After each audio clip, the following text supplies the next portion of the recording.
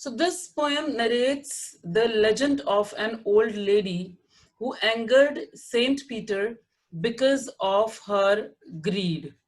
So in this poem, we will come to know that it's a tale, it's a story which is told to the children of Northland by their elders to inculcate the moral values, like that they want to teach their children that one should not be greedy, because if you are greedy, God will not be happy with you and you may face different kind of problems in your life.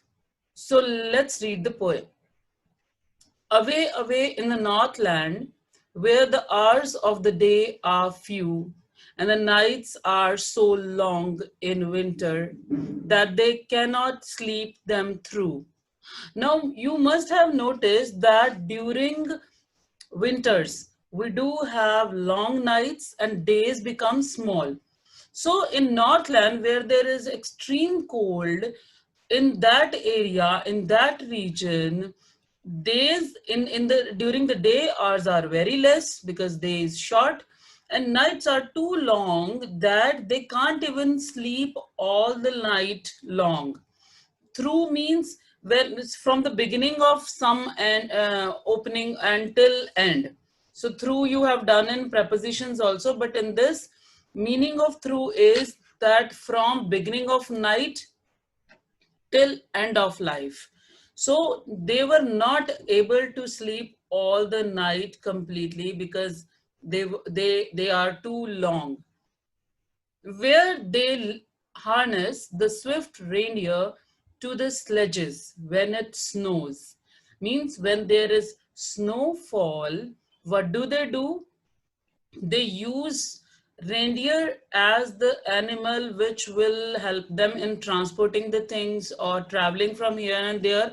So reindeer is animal which is swift. Swift means fast, quick, and they harness. Harness is to put on that strap which has a loop, and with the help of that one can control the movement of animal, that in which direction that will go. So harness is that kind of strap which with a loop, with a with so that they can hold the animal properly and control it. To the sledges. Sledges, I think everybody is aware of that. We have also seen Santa Claus on sledge. So it's a kind of vehicle which is used to travel in snow. So when it snows, what do these people in Northland do? They harness their swift, their quick reindeer to the sledges, to the vehicles which they use there. And the children look like bear's cubs. And how do the children look? They look like babies of bears. Because what do they wear? They wear funny and furry clothes, the clothes which do have fur. So they look like babies of bears. So they tell them a curious story. I don't believe it is true. Now, what do the people of Northland do? Elders, what do they do? Elders of Northland tell their children a strange, curious means strange here. So they tell them a strange story, which I don't believe is true, but that story is the kind of story which can teach you a lesson. So if I tell you that story which people of Northland tell their children, so you will also learn something from that story. In next stanza, what do we see? Once, now this is the story which is told by elders to their children. When the good Saint Peter lived in the world below. Saint, I told you, as we also have saints in India, which are called Rishi or Sant. So in the same way, Saint Peter lived in the world below. When Saint Peter lived on earth, the world below means earth. and walked about it. And what he used to do, he used to go from place to place to preach people. Preaching means to teach moral values, to tell the stories which can give you moral values. And also these godly people tell about the stories which are related to our gods. So these people do preaching. So just as he did, so Saint Peter, when he was alive on the earth and he used to go from place to place to for preaching, he came to the door of a cottage in traveling around the earth. While he was traveling around the earth, he came to a house which was a small cottage, a small hut, and where a little woman was making cakes and baking them on the hearth. So there was a woman who was making cakes for herself. She was baking them on what? The hearth is floor of fireplace. So where you must have seen in villages also, they also use hearth to cook the food. So she was baking them on the hearth, and being faint with fasting, for the day was almost done. Now, this is about Saint Peter. Saint Peter had not eaten since morning, so he was fasting. He hadn't eaten anything whole day, and the day was almost done. Means it was about to sunset. So when he reached at this woman's place, he asked her from her store of cakes to give him a single one. He asked the lady to give him only one cake. So she made a very little cake. Now she was a greedy woman. She thought that why should I give a big cake to this saint? So what did she do? She made a small cake, but as it baking lay, but when it was being baked, and she was looking at that cake, she thought that this cake is too large to be given away, right? So she thought that why should I give so big cake to somebody else? I would eat it. Then she looked at it and thought it seemed too large to give away. Then what did she do? Therefore she needed another. Needed means to mix water or liquid in flour, flour, to make a kind of mixture so that cake can be rolled over, and then it can be baked properly. So what did she do? She made a mixture for another cake which could be smaller one, and still a smaller one. But it looked, when she turned it over, but again when she turned it over and looked at it, again she found it as large as the first had done. Now she thought that it is in size it is same as other cake was before that. Then she took a tiny scrap of dough. Dough is that mixture which is made by mixing flour and water.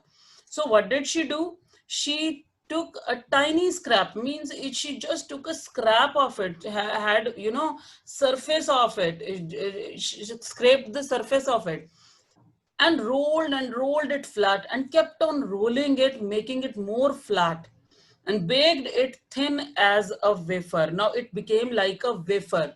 You know that wafer is not much heavy, and it doesn't have that much quantity of or the amount of eatable material. So it's quite light and very less in eatable material. But she couldn't part with that. Now she made it like a wafer. Still, she was so greedy that she was not able to separate that cake from her.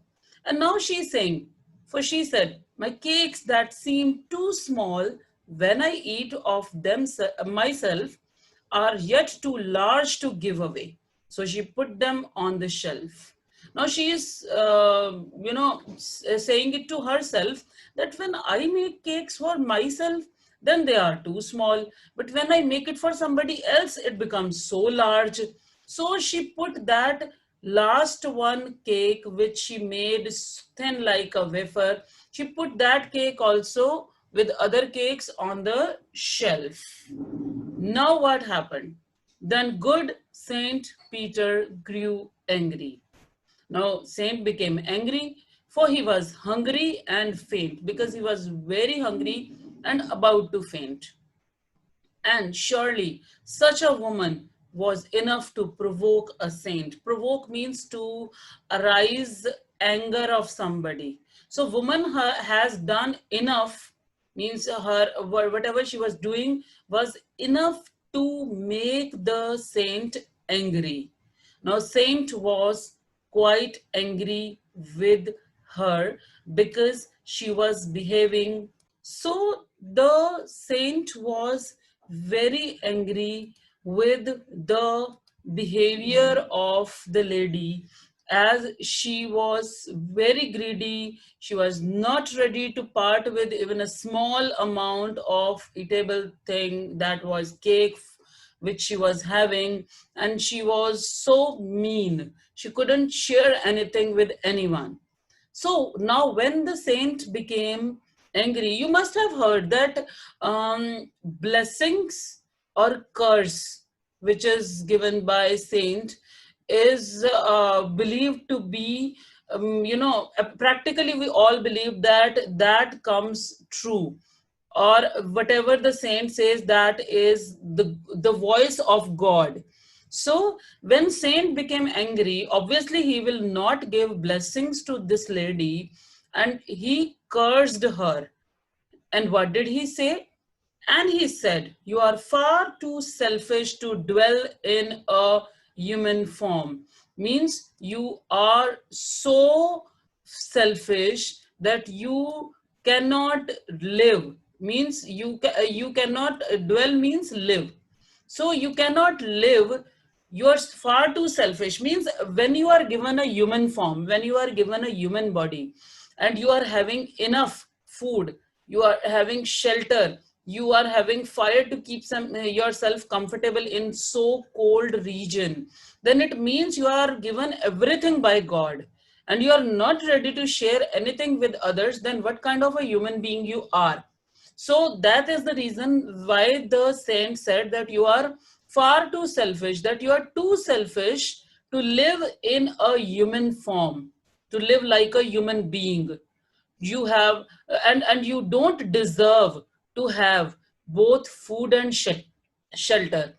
You should not have food and shelter and fire to keep you warm. And in Northland, it's a need to have fire at your home so that you keep your body warm. Otherwise one cannot survive in so cold. So if you are having food, shelter, fire to make yourself comfortable, and you are having plenty of it, and you are behaving so selfish, in so selfish manner, so you don't have any right, you don't have any blessing or any right to live in this human form. You shouldn't be a human being. Now you shall build as the birds do. Now I curse you, means I want you to live like a bird, and shall get your scanty food. Now when you will become a bird, you won't get plenty food, you will get scanty food, means very less. So you will get scanty food, and that too you won't get easily. You will have to do lot of hard work for getting that small amount of food. So what would you have to do? By boring and boring and boring, means by drilling into what? All day in hard dry wood.